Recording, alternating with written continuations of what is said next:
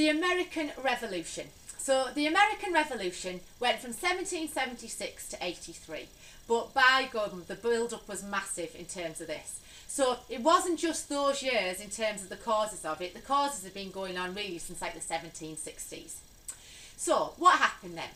So the main causes of the American Revolution are purely about independence and freedom. So we owned 13 colonies. So we basically had loads of colonies on the east coast of America. So an example of that would be New York, would be an example of that. Massachusetts would be another one. New Jersey would be another one. The idea is, though, you don't need to talk about them all, just say there was 13 colonies, give a couple of examples. So what had happened is we were seen as these countries' parents. So we were looking after these different states, and we were meant to provide for them, and in return they would give us taxes and pay things towards us for our government. But a major stumbling block is in terms of their representation in Parliament, they weren't represented in British Parliament, none whatsoever. So they didn't believe that they should be being taxed without some form of representation. So in terms of them wanting independence, one of the major reasons for this is there were so many different types of people lived there. Some of the people living in these 13 states were European settlers who've gone over there, indentured servants who were basically people who got the ship over there, and in return for that, for us paying for that, they had to work for the British government over there for 4 years, then they could live over there. Slaves, so loads of slaves were taken over there to get in the crops and things from over there. And also a lot of convicts, because before we started sending them to Australia, we sent them to these 13 different states. But the key things that are the ones that really are the causes is tea and taxes. So in terms of taxes, what we did is we put something on them called a Stamp Act. So the Stamp Act meant that the colonies had to pay for anything that were paper goods. So it could be any contract that they signed or playing cards, anything like that they had to pay for, that people actually thought was actually pretty ridiculous. Another thing that was a problem in terms of taxes is the French had actually fought the 7 Years' War against these 13 colonies, and we sent the British Army over to help the colonies because obviously we don't want to lose them. It's part of our empire. Now we then started to try and charge the colonies for that, and they were like, no, we already pay all these taxes to you. That should just be that you're looking after us as our parent, so you should just send us those things anyway. So that was something that was really significant. Now the tea thing, there's two things to remember. So there was the Boston Massacre that happened in 1770, okay? So the Boston Massacre was the one where the British Army were over there, and there was, problems broke out between the colonists and the British Army, and then the colonists started to throw snowballs at the British Army and a few sticks, and then the British Army opened fire. Total overreaction. And the other thing that happens in Boston is the Boston Tea Party. So in 1773, what happens is they're absolutely sick and tired of having to pay taxes on tea. And also they think it's unfair because actually some of the slave labour that they do actually gets in these crops and stuff to sell. So they're absolutely fuming. So what happens is some of the colonists dress up as Native Americans, they get on the boat in Boston Harbour and start tipping out the tea into Boston Harbour. And this is something that absolutely infuriates the British government. So they close Boston Harbour, and then they say it won't be reopened until you actually pay for the tea that you've just ruined and you've just wasted. So these things show that the problems are building up and building up. And there was also the Declaratory Act, and what that is that the British government passed something saying that they could do or tax or anything that they wanted to put on these colonists, they could do. Well, that's like the final straw, because the colonists are like, we're done with this. We absolutely want to get our independence. So usually there were very separate things. So New York wouldn't speak to New Jersey, and New Jersey wouldn't speak to Massachusetts and things like that. They didn't usually have anything to do with each other. But they realised to be successful in the revolution, they'd actually have to work together as 13 colonies. So these 13 states got together, and George Washington became the leader of it, and he in the end becomes the first American president of the United States. And they decide they're going to take on the British government, okay, so the British Army.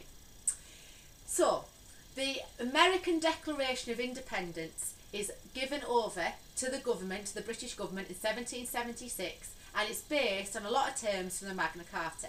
Because they think if they're being oppressed by people, it's the right, like in the Magna Carta, the freedom of people and all those types of things, that they should be able to do what they wanted and they shouldn't have to answer to Britain all the time because there's no representation in Parliament. So, the Declaration of Independence happens before the actual American Revolution. That's the strange thing. They declare their independence before they've even really got it. So, the British Army obviously don't want to let them, you know, get away from them and the British government. So, the American Revolution begins. So, it's 7 long years of fighting.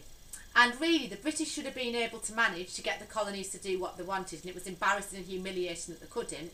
And in the end, they had a humiliating defeat in Yorktown and they had to surrender. So, after the 13 colonies had issued the American Declaration of Independence that was roughly based on the Magna Carta about the freedom of peoples, and if, you know, someone's been oppressed by somebody else, then, you know, something should be done. What then happened was the American Revolution began. So, the 13 colonies went up against the British, and obviously the British were hoping to put down this rebellion or this revolution fairly quickly, really.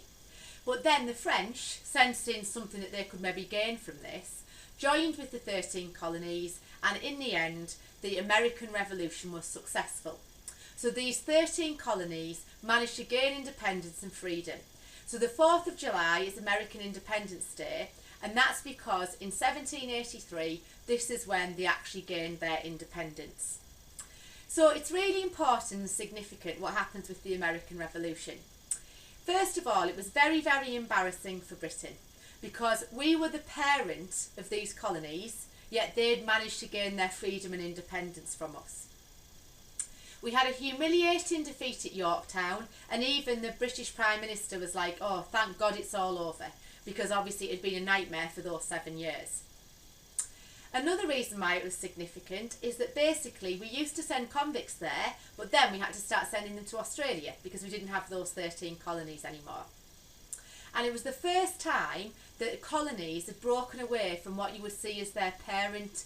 That wasn't normal, that didn't usually happen. Once people took something as part of their empire, it usually stayed that way, so that was something that was unusual as well. And there'd been a massive spate of revolutions. The English Revolution had been successful in terms of obviously the king being executed and it becoming a Commonwealth or Republic for 11 years. Then the American Revolution became successful, so then obviously they had managed to break away from Britain, so that was something that showed a revolution could work. And that meant that ironically, although the French had helped the 13 colonies during the American Revolution, the French actually had their own revolution in 1789. So only a few years after this, only 6 years after the American Revolution, and all the peasantry in France rose up and started to guillotine their aristocracy. So it was a bit like dominoes. One thing led to another, to another, to another, and that was the nature of what happened. So you've got to be clear in terms of what we're saying here. The important thing about the American Revolution was that George Washington as well became the first president of the United States.